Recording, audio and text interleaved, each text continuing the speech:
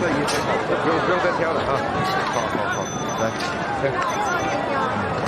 好，对，哎，今天有炒的不？哦，炒到未了啦。啊，我真就因为虾，你知个点唔知？迄因为虾哦，大水无做大好，叫人做虾干哦，真好料的。好了，有因为哦，你做咧啦，好咱来去讲啊。哎，你在高油谁啊？啊，干，好来。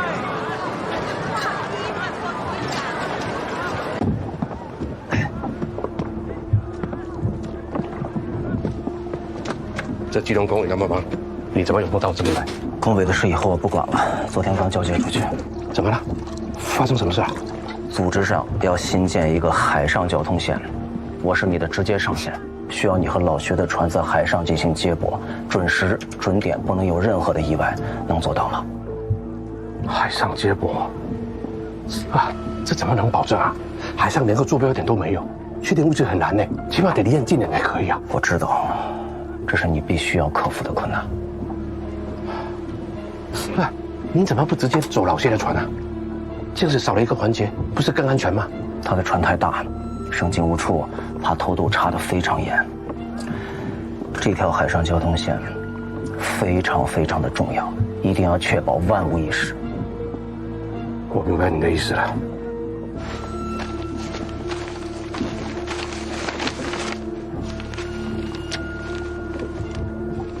你看啊，在这一带接驳应该可以，也相对比较安全。这个位置倒是可以，哎，还有更安全的位置吗？这样子，你先离开，我这边也不是很安全，好吗？我保证完成任务，剩下的事情我来想办法，好吗？好，交给你了。哎，保重，小心点啊。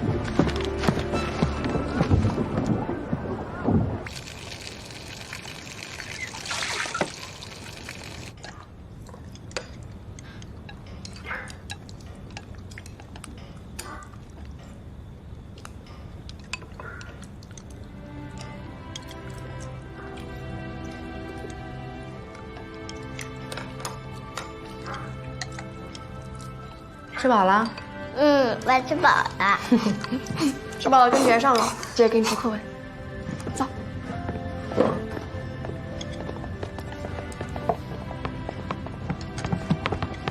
你今天倒是挺像个父亲的。我以前不像。以前像军阀。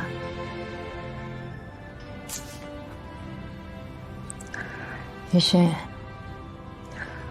我知道你身为次长，有诸多无奈，我能理解。进城是我们的遗憾，韶城和兰城在大陆，我们心有余而力不足，但学城和建成就在我们眼前。我真的希望无论如何，能让他们尽量的快乐。对，还要护他们周全。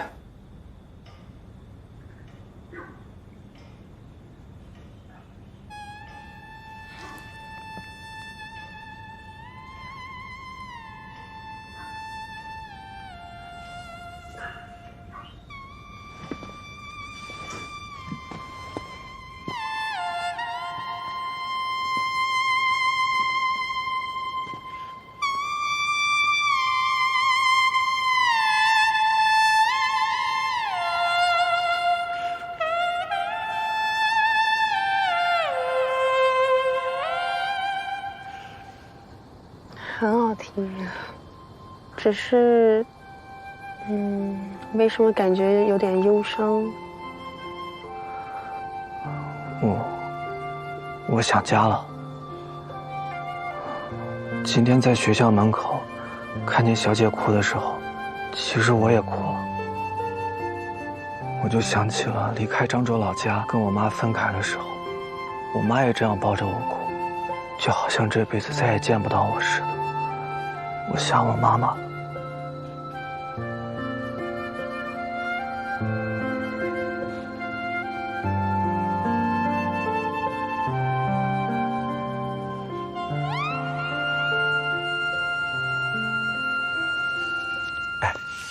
妈今天注意事好，一会儿就卖光了。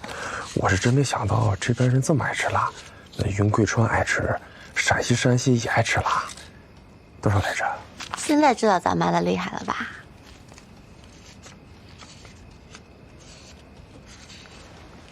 是啊，哎呀，咱妈是厉害。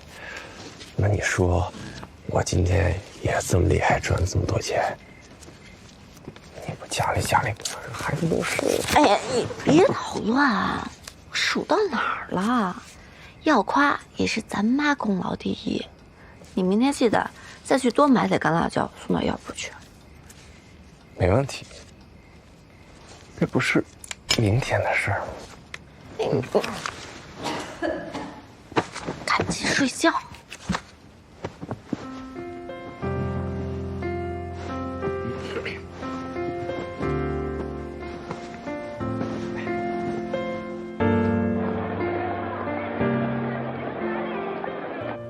哦，对了，阿菊啊，那个我有件事情想跟你们商量一下。我想呢，在离你们近的地方租个房子，这样呢，咱们可以住的不是那么拥挤了，是不是？然后离得近呢，也能互相照顾一下。你们看呢？哎，不行妈，您只有特别通行证，没有户口，租不了房子。哦，那我用阿菊的名字租可以吗？常常，妈是这样，自从政府退守台湾之后，就有大批的人都涌到了台湾，所以现在台北租房的价格暴涨，贵得离谱了，是吧？哦，就是呀妈，家里挤得下，花那冤枉钱干啥？不如拿来买吃的喝的。哎，我不是想着住在这儿，你们两个人不太方便吗？其实您住在外头也不一定方便。没关系的妈，这样咱们能省不少钱呢。对，咱们省下钱来买好东西吃。来，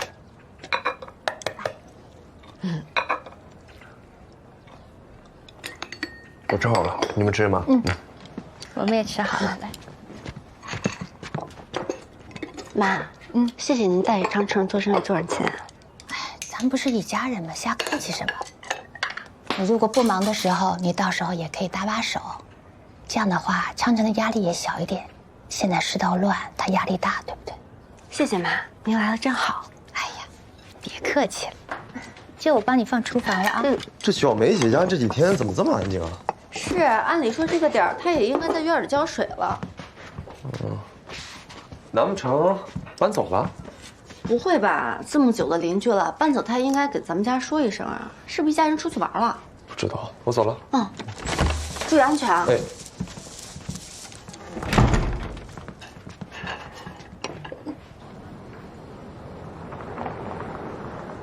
主任，忙着呢。主任，哎，走。主任到。干嘛急火急火燎的？送通话记录单。又去保密局？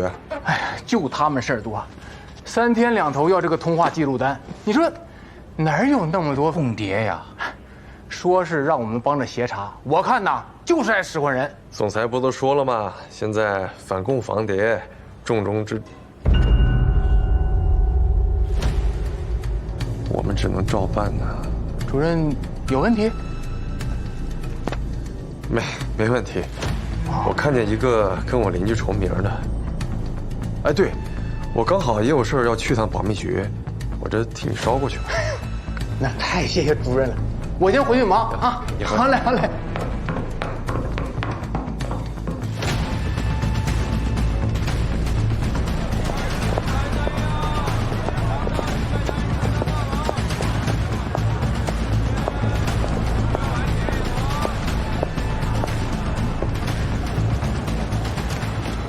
拿份日报。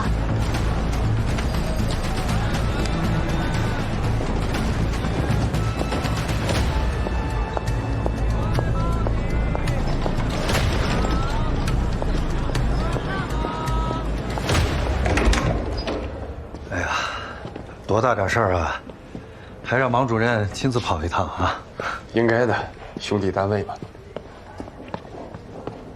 他就来我家喝过茶，我哪里知道他是空爹，我不知道。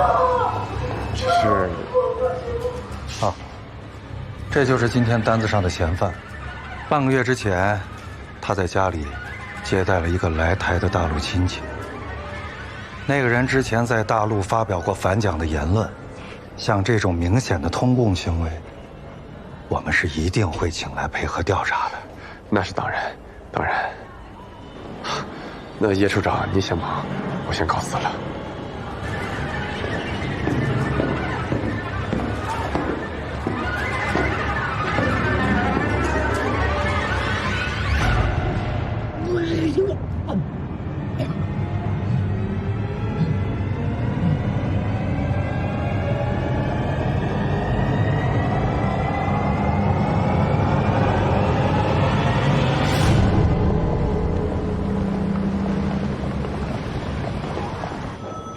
放心吧，我以后跟你说。那聂副官吗？聂副官，走。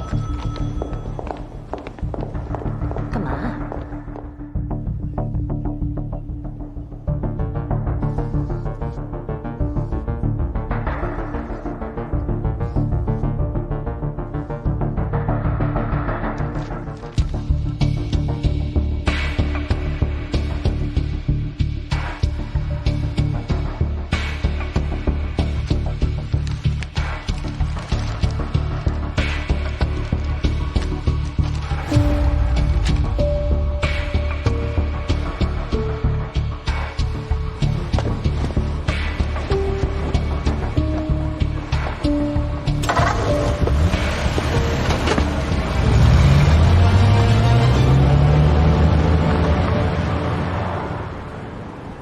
怎么样，老蒋那边有新情况吗？老蒋发现解放军主攻方向不在川北，要调整总体部署。他急令原本驻守川东的孙元良16兵团调往重庆外围，罗广文第15兵团到南川布防，胡宗南集团驻守川北的第1军东运至重庆，增强川东南防线兵力。解放军多路突进，打得老蒋被迫在川东、川北、川南间频繁调兵，部队疲于奔波，这对解放西南很有利啊。先别高兴太早。乌江彭水解放后，老蒋在白马山布置了新的4道防线，修筑工事居高临下，而且第4补给区正迅速准备大量烈性炸药和其他爆破器材。刘邓在全力追歼宋绪联兵团。解放军一旦进入白马山，后果将不堪设想。我们必须马上把情报送出去，让解放军早做准备。可是交通员到现在还没有消息，我们从香港回来了也快1个月了，按理说应该到了呀。不能这么被动下去，我们只能等2天。2天之后，如果交通员还没有消息，就必须另想办法把西南的情报送出去。等将来台湾解放了，我要把女儿带来看看这片海。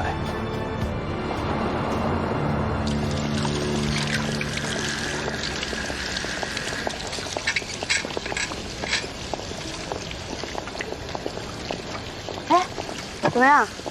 对聂副官有进展没？别胡说，我对他能有什么想法呀？只是他冷冰冰的样子吧，激起了我的几分好奇心罢了。那你打算怎么办？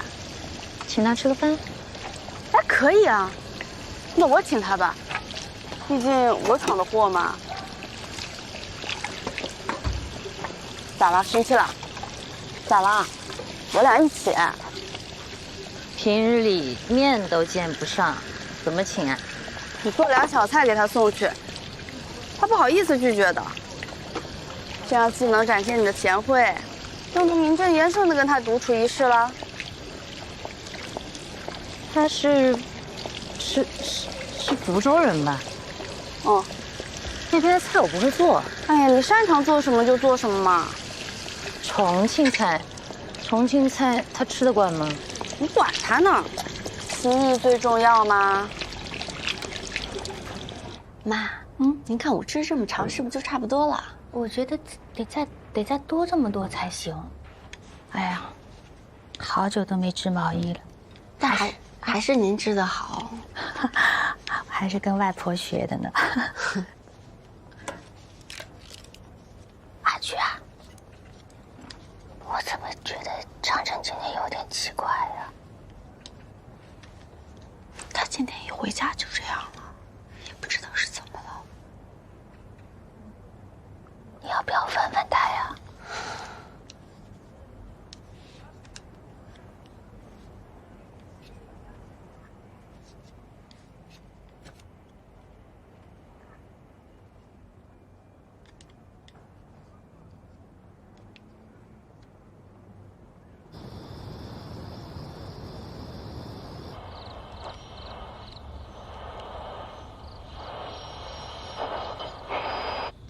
现在插播一条消息：泰山呼叫东海，东海海区出现新的海况，请记录2917、9716、4726、2951、871。完毕。1小时后重复一次。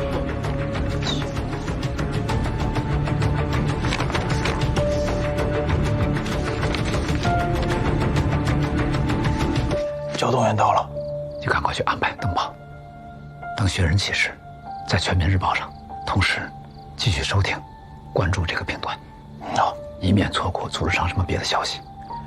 我现在就着手准备，你明天一早过来。好。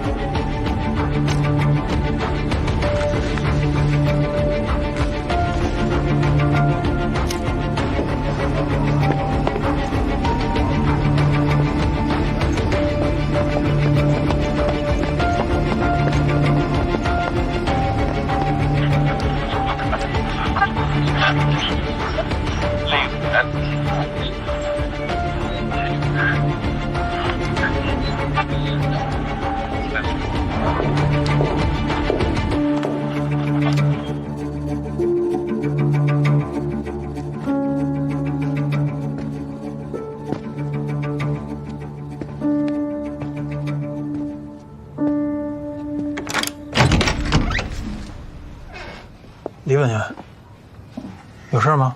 聂副官，我和甄娃想要请你吃饭，你老说没时间嘛，然后我们俩就做了几个家乡的小菜给你送过来。甄娃她有事情，我怕饭菜凉了，我就先拿过来了。作为谢礼呢，可能太寒酸了，希望你别嫌弃啊。举手之劳，不用那么客气。好，谢谢。还有事吗？你吃饭的时候，我能在这用收音机听会儿歌吗？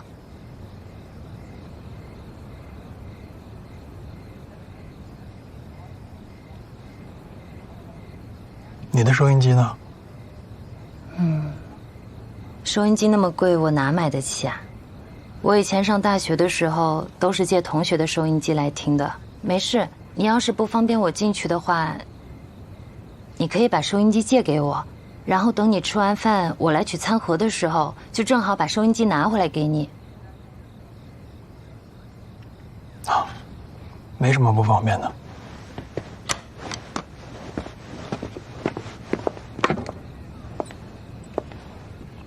我帮你打开。谢谢。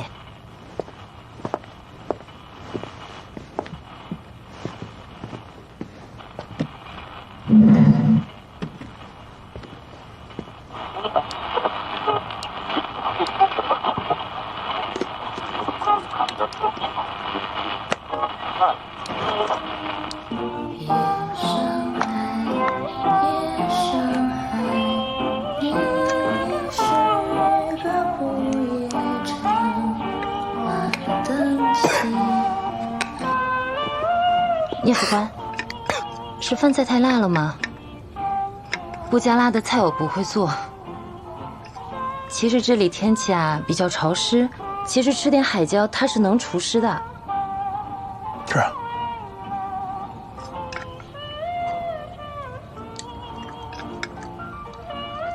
冬天呢，在我们老家，我哥热天喊我吃海椒，说能解暑；冷天嘛，也喊我吃海椒，说能驱寒。哦，你哥哥是做什么的？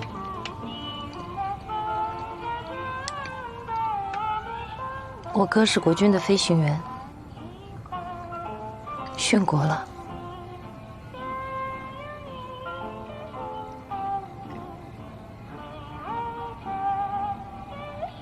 对不起。没关系。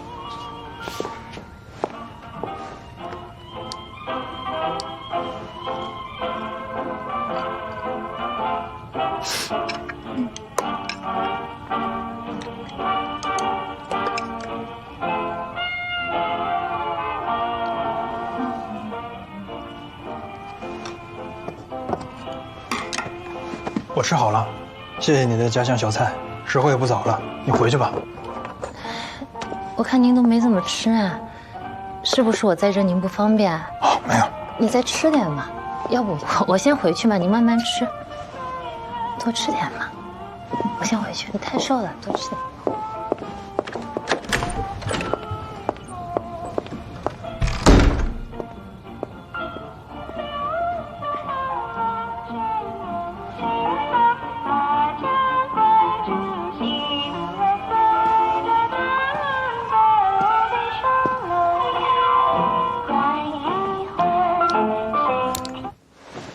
我吃饱了，这还没吃完呢就吃饱。阿道，看看去。叶哥哥，你吃好了啊？念希来了，师母，吃早饭了没？老师，还没呢。就知道你没吃，快吃吧。碗筷都给你准备好了。妈，我也吃好了啊。上水吃。你也吃好了，要迟到了呀。小钱，小钱，新人启事登了吗？登了，他一会儿应该就看见了。学成没有上学，你赶紧送他一趟。我想了一下，把陈太太约在店内招待所。哦，那边还没有腾退吗？学成，带俩鸡蛋，车上吃。哎，我要迟到了。学成，你别跑。没有腾退，只剩下一些旧书在那儿，不会有人去那儿找我。是个不被打扰的好地方。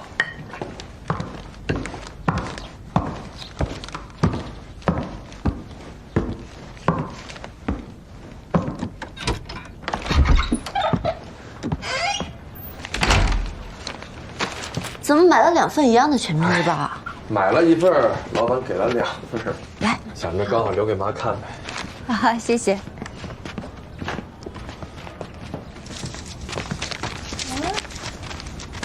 乖宝宝。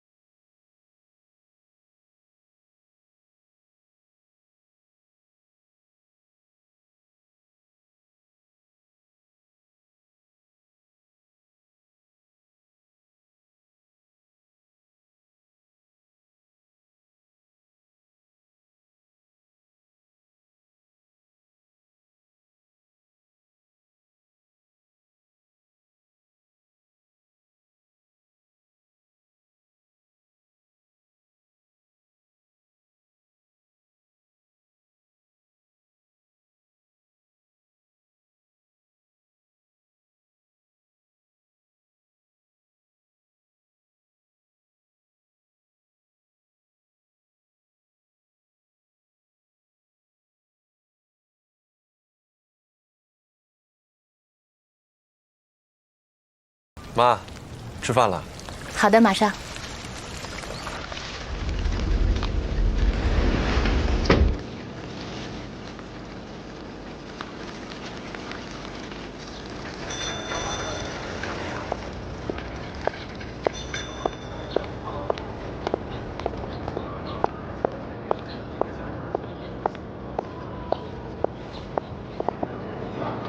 黄包车。哎，来。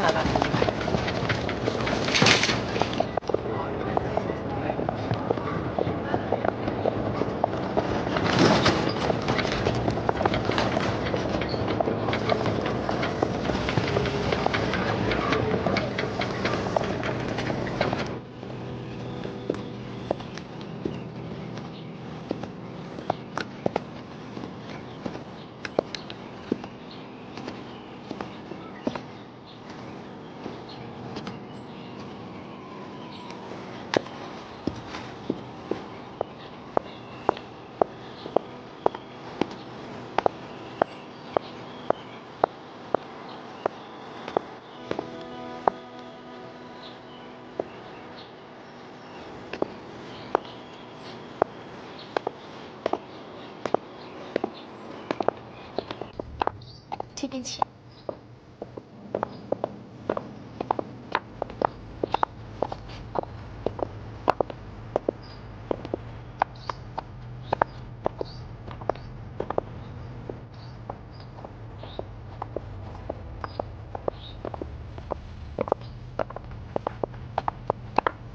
你好，这是3号房间。请进。谢谢。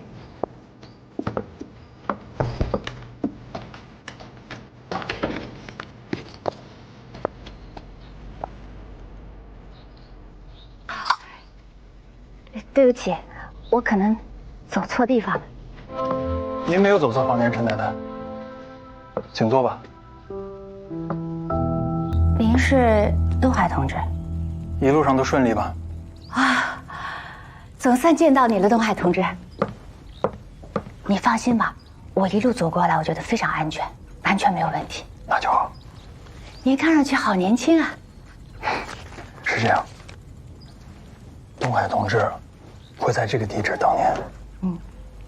所以您在这儿休息一会儿，喝口茶，等会儿去也来得及。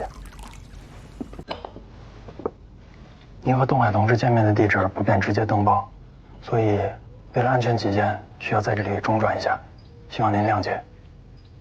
好，如果我没记错的话，这个杭州南路应该离这儿还有一段距离。那我就不做了，我先告辞了。陈太太，一定注意安全。好，谢谢。哦，对了，这个我不应该带走。再见。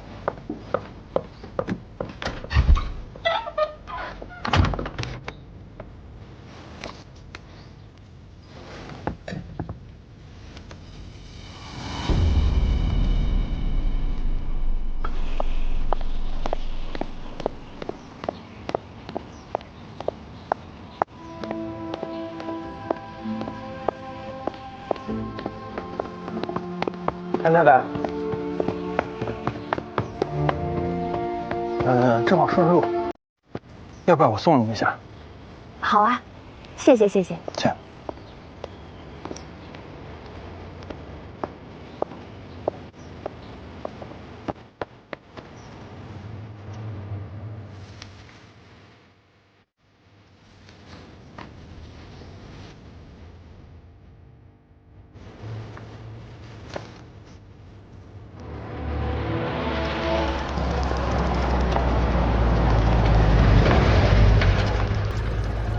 陈太太，您等我一会儿。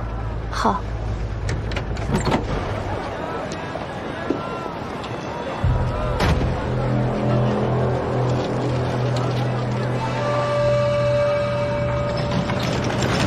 先生买烟是吧？好的，妈妈。好，谢谢，欢迎下次再来。哎。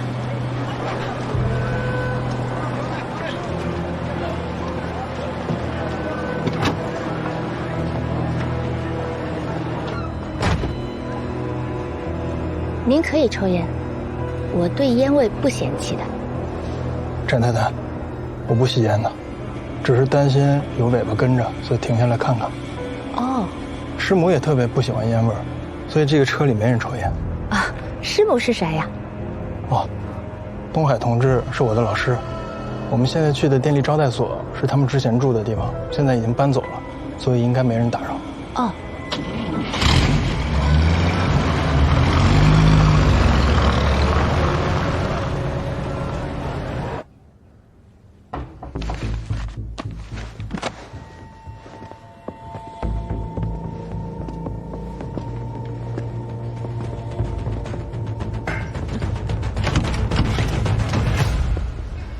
哟，吴次长，您还真在呢。哦，我听见您屋里头有动静，我就过来看看。不是您怎么还没搬走啊？哦，我这回来收拾书。你怎么也没搬走啊？国防部没给你分房子吗？嗨，您呐就别提那事儿了。这前阵子我不是一直在重庆吗？结果广州一丢，一下子进来一大批人。他们趁我不在，就把我那房子给占了。那是你眼光太高了。你眼光稍微降低一点，你明天就能搬家。哎呦，看来还真是什么都瞒不过您呐。段厅长，不好意思，我这房子乱糟糟的，我就不请你进来了。哦，吴司长，卑职还有点工作上的事，想向您当面汇报一下。哦，那进来吧。好，哎。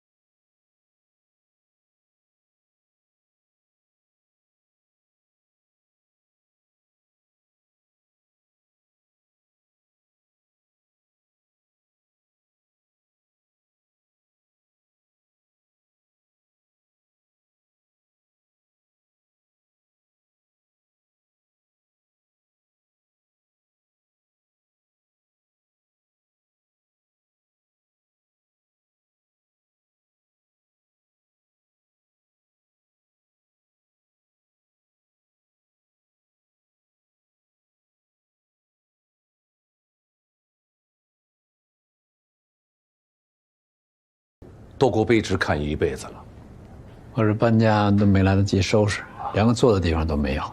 我们长话短说，什么事儿？哎，司长，这个事儿呢，我得跟您好好说说。您坐，您坐。这次去重庆啊，耽误了我太多的事儿了。你看我这好不容易回来吧，您呢又一直不在。前阵子呢，我来找过您几次，您都不在，所以我一直没机会当着您的面给您赔罪。您出访香港，我们的工作确实做得不够好，非但没能给您分忧，还闹出了新闻。哦，对了，我们已经狠狠地批了那个张处长。但是今天，我代表我们二厅，向您负荆请罪。哎呀，行了行了，时间都过去那么长时间了，没关系的啊。不，司长，司长，您不计较，那是您着眼大局。但是我们内部一定要自省自查，防微杜渐。哎，不过这话呢说回来，您做侯司长，您说保密局，他要是跟我们事先打个招呼，我们也不至于这么被动啊。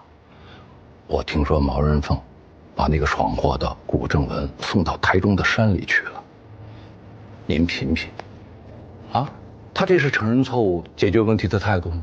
这明明就是明贬实褒嘛。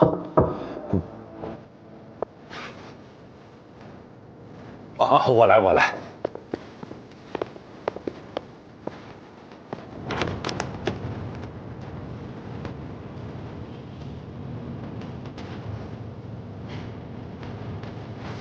请问，您找哪位？还能找谁呀？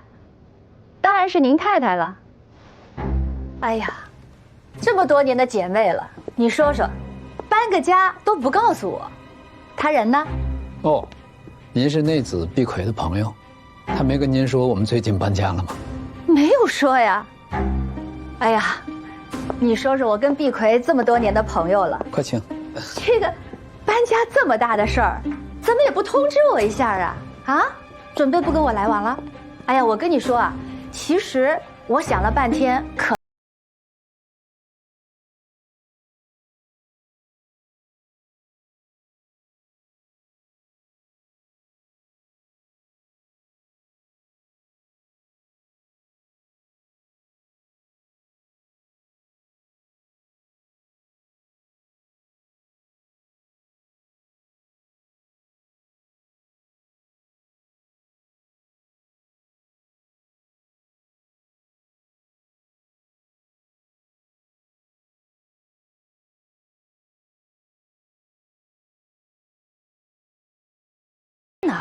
所以他毕奎他不喜欢文言文，对不对？对。所以我才不叫他的。这事儿真不怪我呀。你说，司长，您有客人，我就先告辞了。好，好，慢慢聊。好，慢慢聊。慢走。哎，好。所以你是不是应该替我跟毕奎解释一下啊？这个事情真的是不怪我。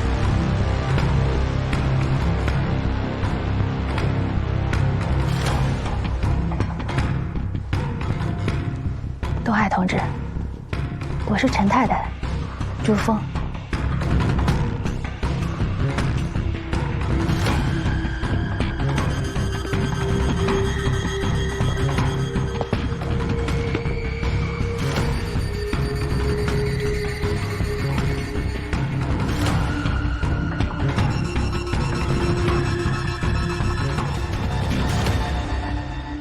朱峰同志，欢迎你，叫我吴石就行。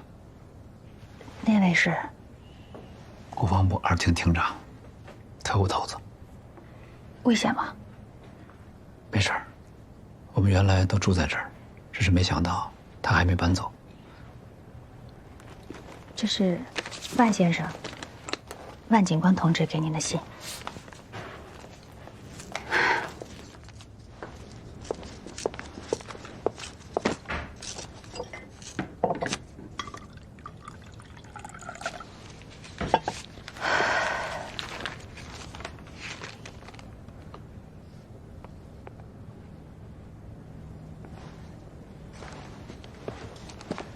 给你倒点热的。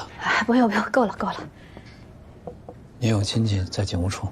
是，我女儿和女婿呢都是老军统了。女儿是文职，不懂业务；女婿一直干电讯，代理飞机失事以后，军统裁员，他们俩就分配到了省军务处。女婿现在是电讯所的所长，我跟他们一起住。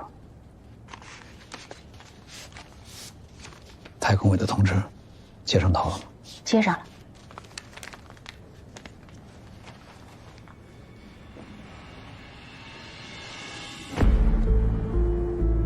这份情报事关前线战局，时效性非常强，必须尽快把它送出去。事不宜迟。这是一个胶卷，很小啊。内容太多，纸张不太方便。如果遇到意外，从这里把胶片拉出来就曝光了，敌人不会知道内容。明白了。还有，在这见面不是常事儿。另外，我现在的身份也不太方便出入公开场合。你刚才反应很快，正好可以借用你是那人朋友的身份，可以去我家接头。但是你需要等我通知。没问题，我的身份很灵活，只要您方便就可以。好，因为我需要跟家里人沟通一下。哦，我给您留一个电话。白天打就可以。我女婿上班不在家。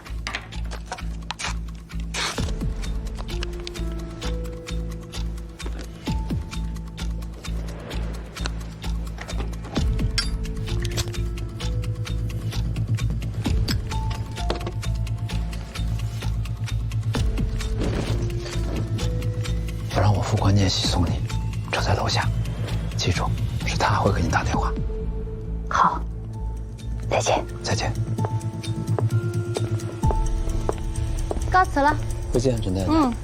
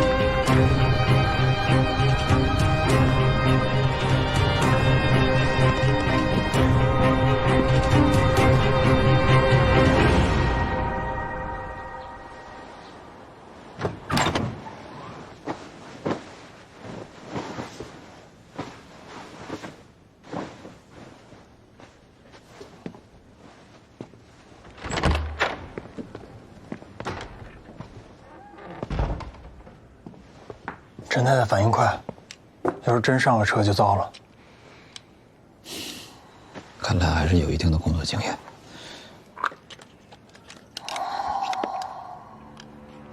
怎么了？我还是有点担心。刚才在茶屋，他打算拿着写了地址的纸条直接来这儿。赶紧下去，开车跟着他，在安全的前提下护送他回家。好。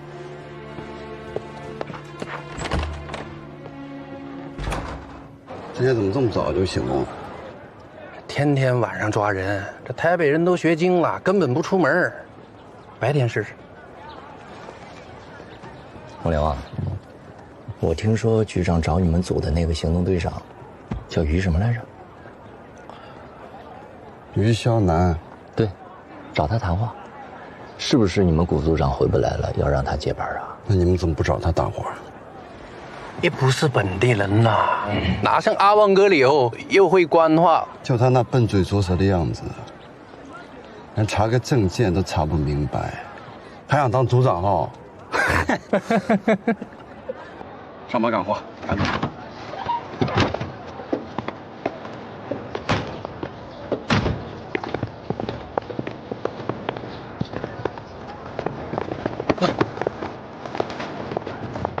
上，看。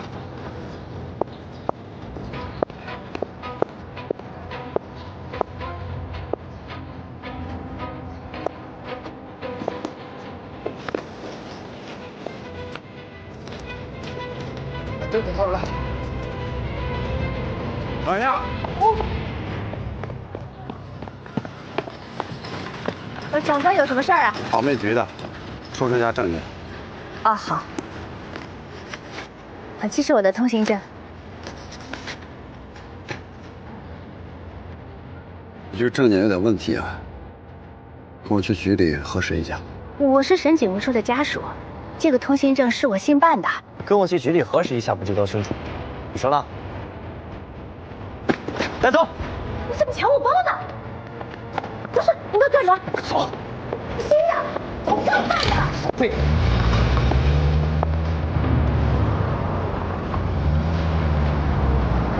救命！保密局滥发无辜！我是台大教授，我要找副校长告你们！我是台大教授，副校长告你们！老实点，上去！上！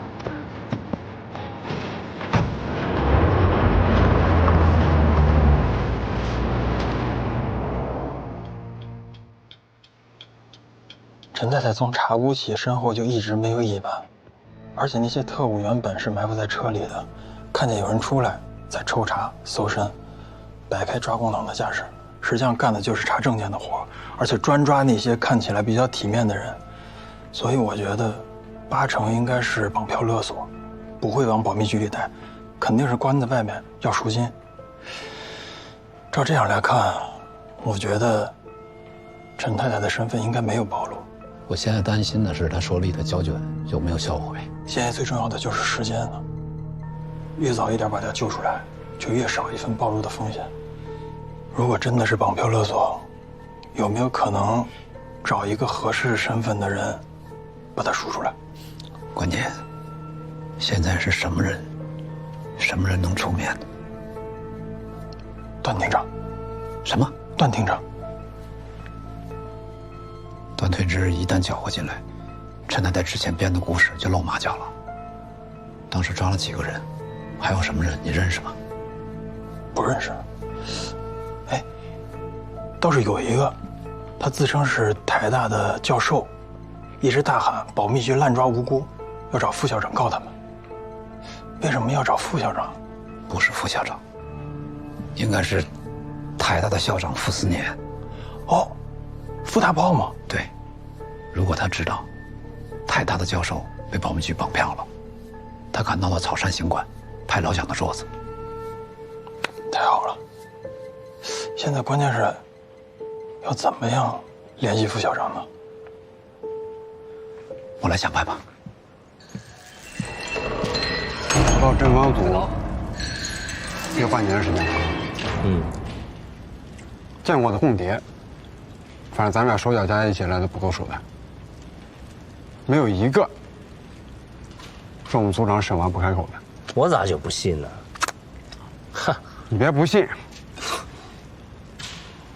你像有的不给他点手段，他是拒不配合的。比如这种，啊，来，你脱。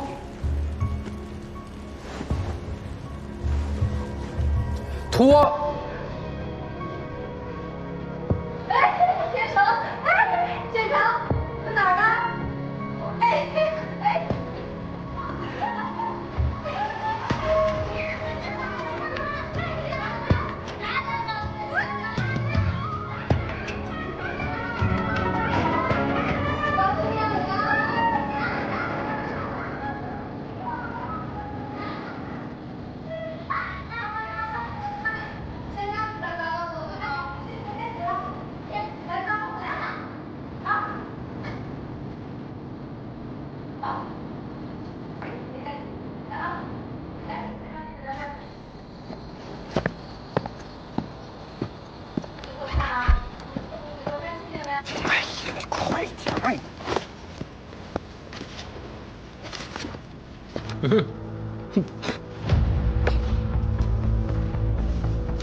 大家都听好了啊！你们啊，现在这个证件都有问题，身份都没有办法确认。如果说走法律程序调查，少说得关10天半个月。所以啊，我给你们想了个办法，现在你就可以拿着新证件回家，也不多，就200新台币。那个身上没有带够的，打电话让家人送过来。哎，你出来。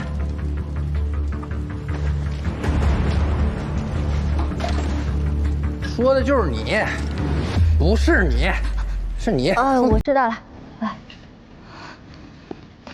刘哥，我有点事情，先过去啊。哎，好。哎，什么呢？等一下。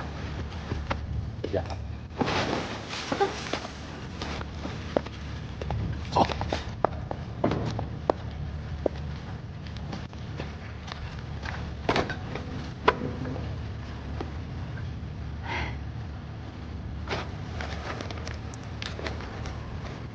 想好没？要不要交那个补贴费用？交美元或者小黄鱼的话，我给你打个9折。其实我女婿是你们同事，警务处的王长城。要不您打个电话确认一下。兄弟单位。是的，是的。你怎么不早说呀？早说我就让你先办。喂，给我接省警务处电讯所。好。哎，喂，你好，那个王长城在吗？我想找一下王长城。我是他丈母娘啊。什么？他不在了？他去哪儿了？能给我一个电话吗？哦，好，谢谢。哎，打不通就别打了。这个干电讯的呀，耳机一戴，一干就是一宿。给他安排一个单独的房间，先好好睡一觉，明天打。啊。哎，长官，你让我给家里打个电话啊，谢谢。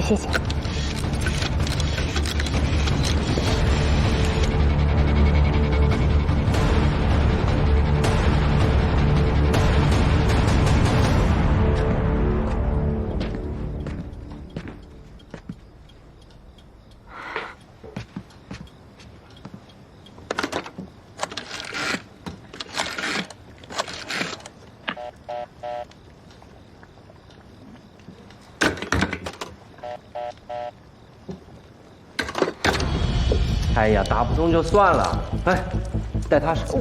我再打一个，我再看看。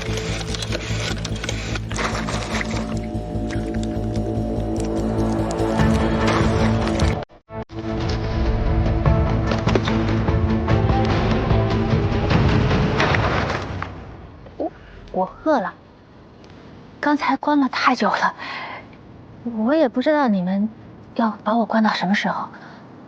我女婿是你们同事啊，就关照一下吧，长官。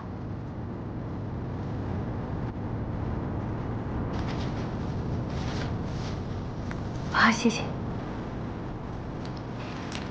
我就在这儿。谢谢。走吧。谢谢啊，长官。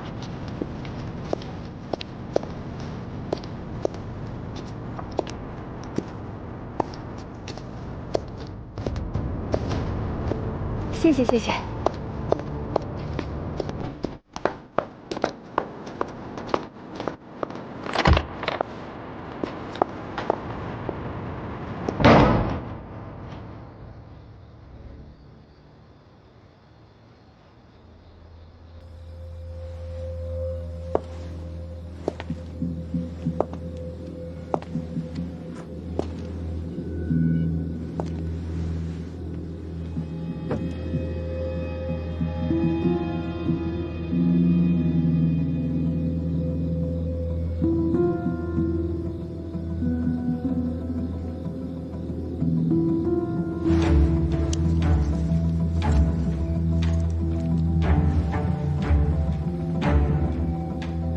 如果遇到意外，从这里把胶片拉出来就曝光了。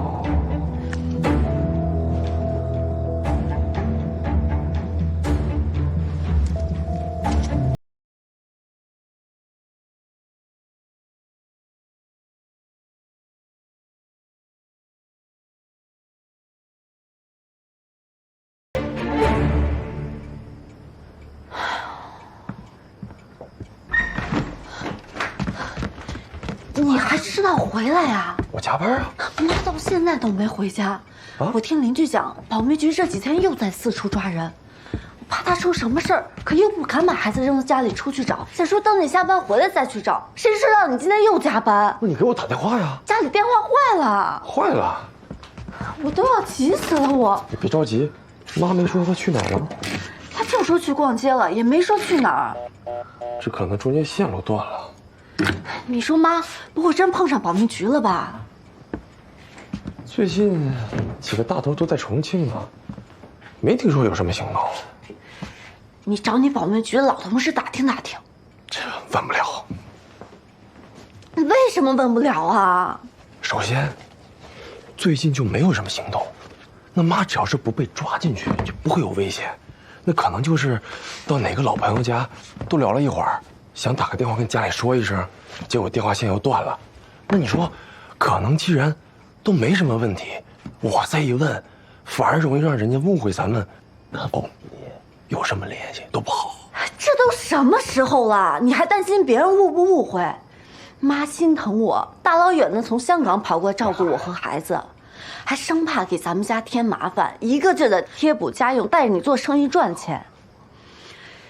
现在他可能有危险了，你连问问同事都不肯，就一句话的事，你会少块肉啊你？家里的伙食费可都是妈掏的，你哪顿饭少吃了你？行了，小点声，隔壁住的都是同事，日本人造这破木头房子不隔音，放屁都能听见。我告诉你，妈可真是皇帝被抓的，我们全家都得完蛋。你不要孩子了，不要老公了，非得让我说出来。不会这么严重吧？只要妈不是帮爹，就不会。别瞎想了，我明天去问问。你电话记得派人来修，要是不坏，今天可能就没这事儿了。行了，你去帮我烧点水吧，好一天了泡泡脚啊。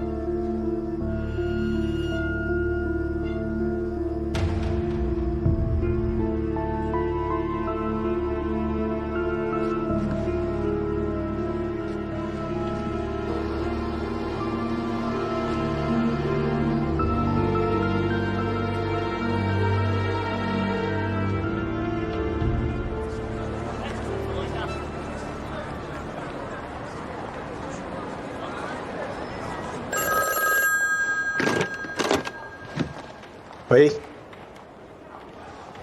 什么？尹教授被保密局的特务抓了？喂，请问你是哪位啊？哦，好，好，感激不尽。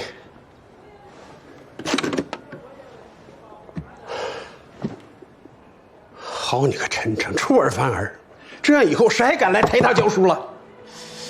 保密局怎么会抓尹教授啊？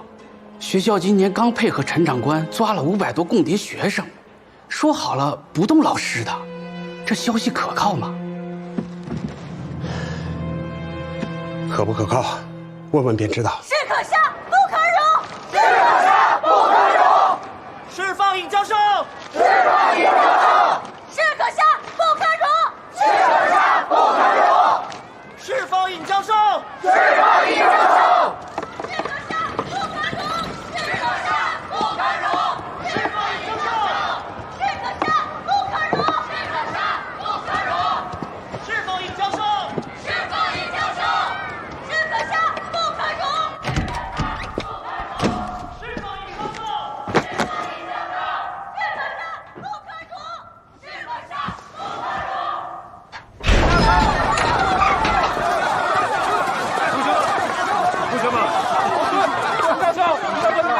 同学们，谢谢你们的帮助。这次我算见识到什么叫王良当道，鹰犬横行。老板，结账。说不要玩，要玩呐！聂副官，还我人权，还我自由。怎么在这儿啊？今天刚好有时间来买卢振华念了好久的芋头糕团，没想到能在这碰到你。你又为什么在这儿？还穿了一身便服？周围办点事儿，肚子饿了，随便吃点。那个，时间也差不多了，该上班了，要不要我们一块回去？好，走吧。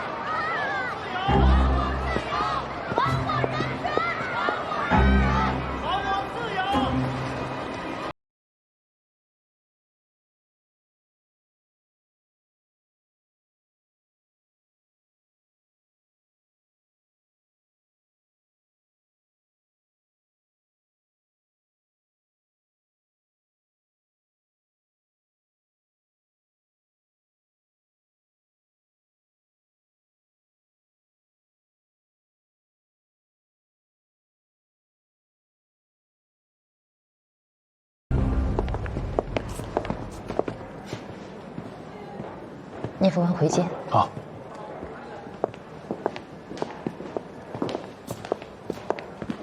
吴次长，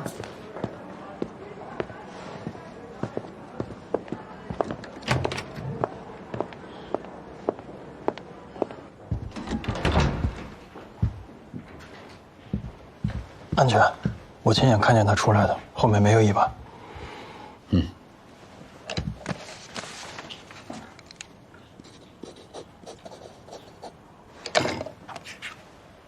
是陈太太女儿家的电话，她脚脚应该销毁了，让她尽快过来取备份。这是东海小组的紧急情报，请尽快送出去。这么快？才见面没几天呢。东海小组了不起。我只是负责小小的一段而已，跑跑腿。陈太太，你气色不太好。有什么事吗？刚才发生了一个小小的插曲，不过没关系，已经过去了，后面就辛苦你们了。全力协助你们送出情报，这是我们的任务了，会对上级有交代。陈太太，哪怕不是任务，有什么吩咐，你跟我讲。哦，您客气了。线路修好了。喂，这是红香绸缎庄啊，请问是陈太太家吗？她不在家，有什么事吗？太太在小店订的料子到了，请转告太太。等他回来，我转告他。哎，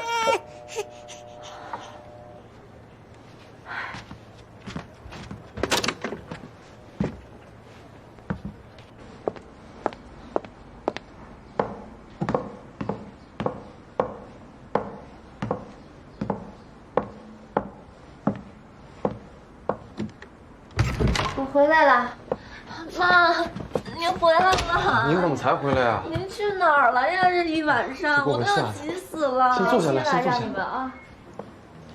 妈，您怎么回事呀？昨天晚上一宿没回来，我都要急死了。哎呀，我不是出去买东西吗？这买东西呢，就碰上保密局的了，他们就把我当成特务给抓起来了。搞了半天吧，其实就是想要点钱，你知道吧？然后我就跟他们说了，我说我的女婿啊是省警务处的王昌成。哦，他们还都知道，说那得打电话求证一下。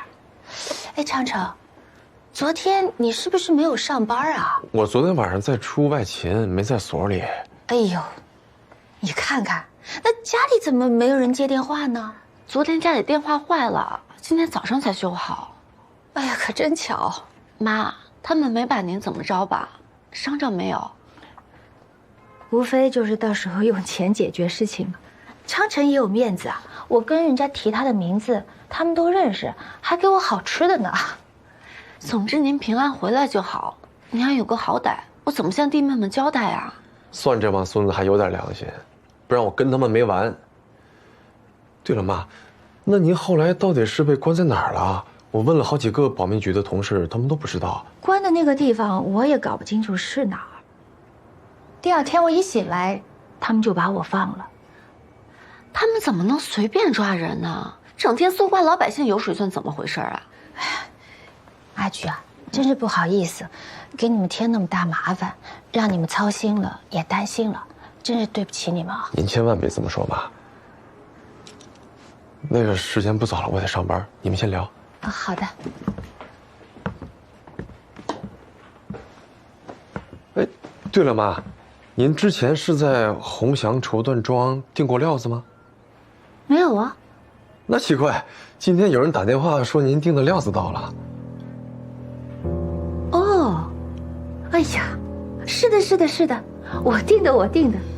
哎呀，香港比较热，到了台北就冷了，我就想加2件衣服。你看这一累，就糊涂给忘了，是有这么回事儿。没事，妈，那您别忘了取，我先走了。好的，好的，好的。妈，你想吃什么？我现在给你做。哎，不用不用，阿菊，我现在最想的就是睡一觉，太累了，因为。哦，阿菊啊，我想问问你，我到你们家来这些日子，给你们添那么多麻烦，昌成有没有不高兴啊？没有的妈，您想多了。您来帮我们，又是给我们补贴家用，又是帮我们带孩子的，我们省了不少心，高兴还来不及呢。那我就放心了。我去休息一下。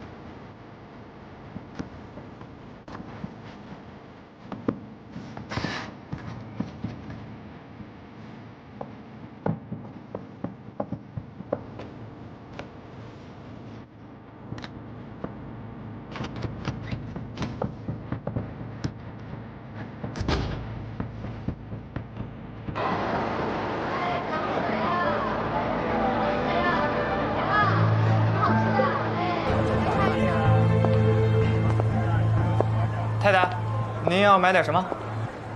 我想看看料子。料子是吧？哎，咱们店呀，最近新到了一批好料子，保证您喜欢。好啊，咱这边请。哎，您看，这个呀，就是前几天从西洋来的料子啊，现打出来的一个旗袍。您看这颜色多透亮，还有这个面料也好。哦，对，还有这个，您可以摸一摸，这款料子，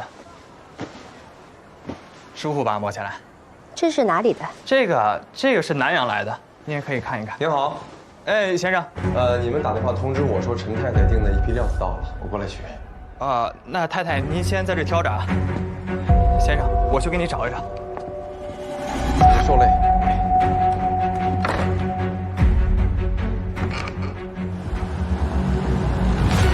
妈，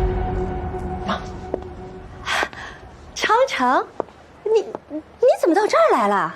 嘘，现在台湾局势动荡，您人生地不熟的，我怕您遇到什么麻烦，我就过来了。哦，我就是到这儿来看一下料子，以防万一吧。哦，好的好的。还没查到啊？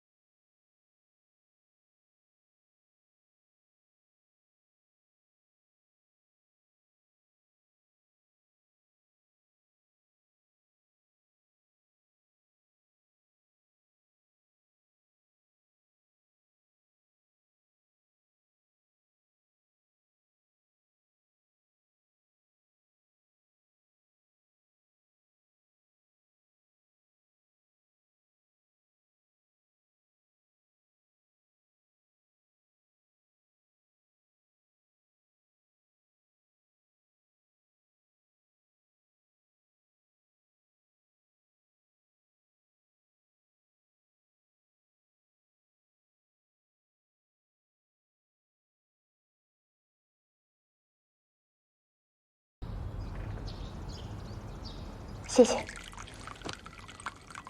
是我安排欠妥，让你受委屈了。哪里？多亏你们把我救出来了，然后还要感谢聂副官帮我圆了红香绸缎庄的事情。这是应该做的。可既然借了伙计打电话的名义，就不能留下漏洞。上次给你的胶卷销毁了吧？我又给你带来了备份。啊，不用不用，我已经送出去了。你送出去了？对啊。这么危险的情况下，你为什么不第一时间销毁胶卷？我嘱咐过你的。搜集情报有多不容易啊！如果能保住的话，难道不应该尽量保住吗？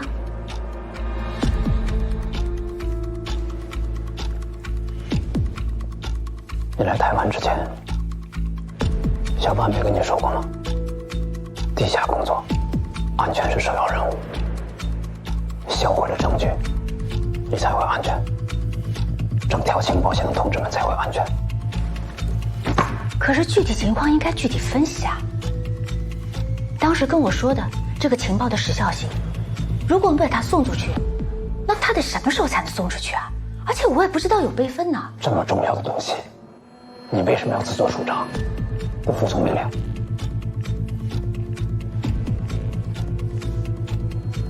就算你把胶卷保住了，你怎么能从保密局刚出来就去接头呢？你确定没有尾巴吗？我反复确认过，绝对没有安全隐患。作为一个交通员，首要任务把情报送出去，这样做难道不对吗？我刚说安全是首要任务，其次是送情报，你听不懂吗？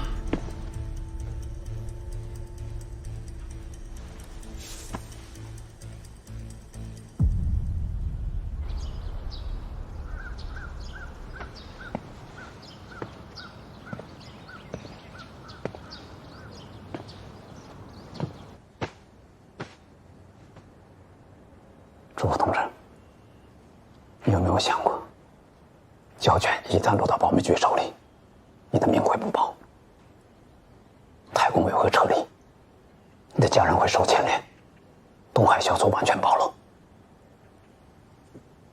最关键的是，上级会失去国防部最重要的情报来源。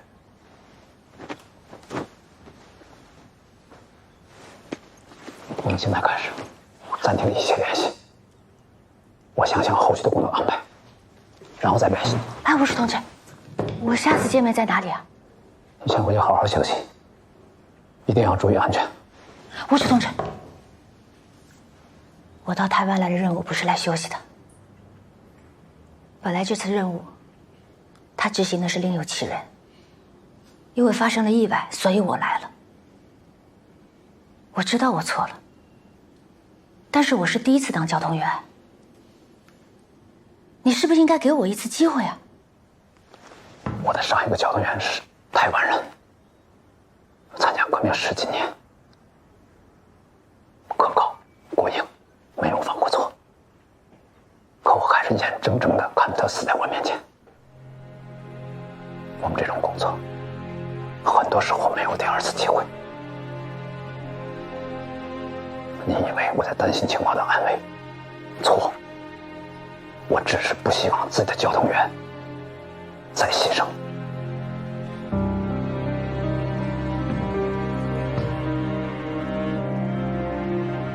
我明白了，我知道我犯错了。东吴同志，在此之前，不要有任何行动。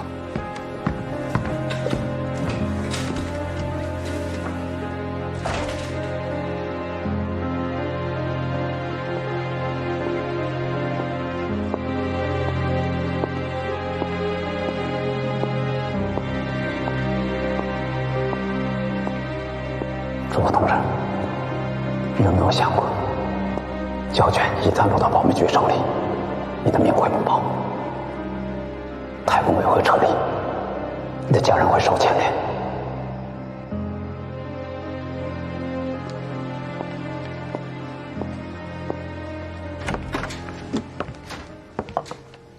妈，您回来了啊？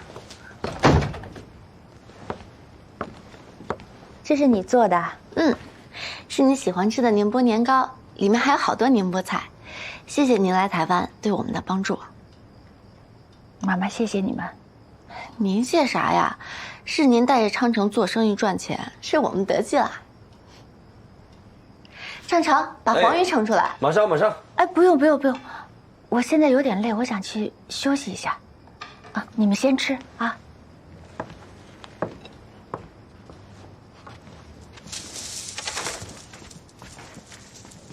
妈，这是怎么了？妈说她有点累了，想休息休息。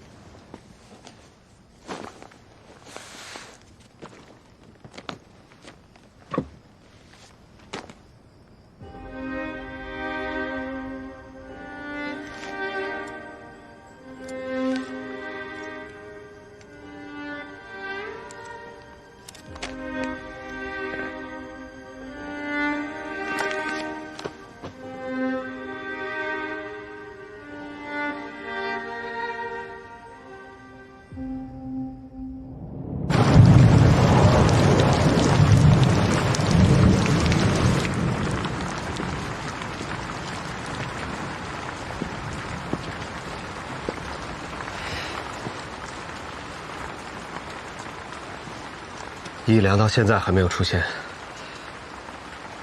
会不会出了什么事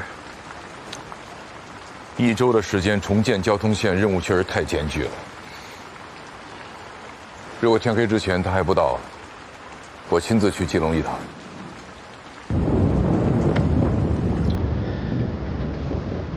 也只好这样了。路上注意安全。嗯。放心吧，老郑，我有经验。遇到什么情况，直接找当地的联络员。嗯。一良，今晚来路上没出什么事吧？怎么了？被关卡拦了一下，没关系，我能应付。新的交通站已经可以使用了，请报。没事就好。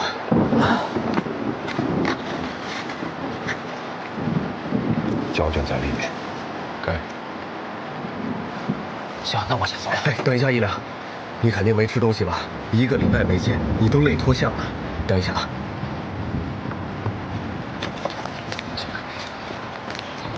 拿着。好。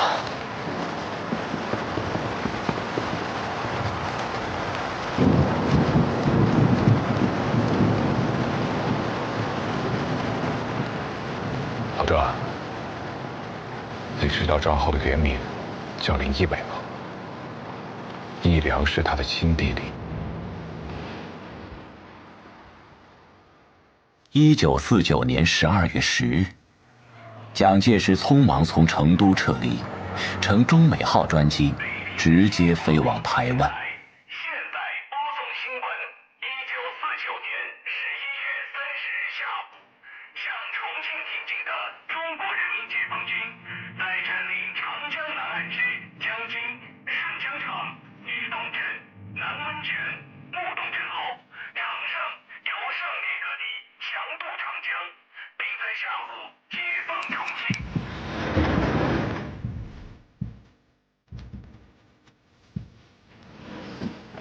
接着听。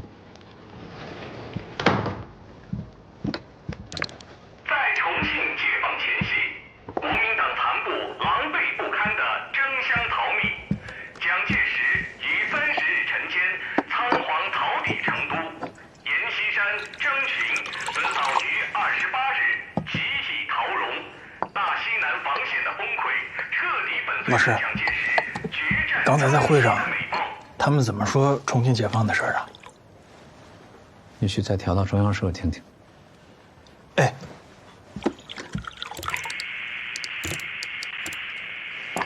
国军为保存实力，异地再战，主动撤离重庆。蒋总裁不忍告别陪都，坚持到最后一刻，方才于12月1日赴荣继续坐镇指挥。台中地区多云，局部雨，15到20。失去了重庆这道屏障，蒋介石居然想在川西平原跟解放军决战。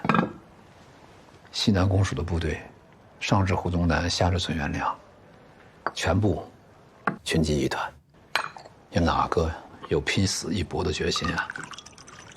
怎么跟解放军决战？解放成都也是时间的问题。老师，您之前给白团做翻译受了那么多委屈，现在看来都是值得的。学生以茶代酒，敬您一杯，庆祝一下。干嘛要以茶代酒啊？啊？拿酒，喝2杯。办公室啊？办公室不行吧？我想喝。是得喝。晚上回去我陪您慢慢喝。我想喝。现在在办公室，我想喝。我借酒浇愁不可以吗？借酒浇愁，可以。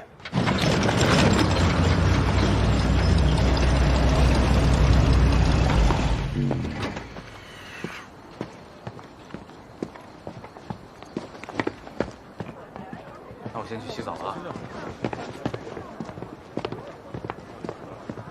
哎，聂副官，这么巧啊？什么事情这么开心啊？开心吗？没有啊。那你怎么喝酒了？哦，现在才8点半，平时这个时候你还没下班呢，是有什么天大的好事要庆祝一下吗？谁规定必须庆祝才喝酒的？借酒消愁不行吗？聂副官如此为党国忧心，我肃然起敬。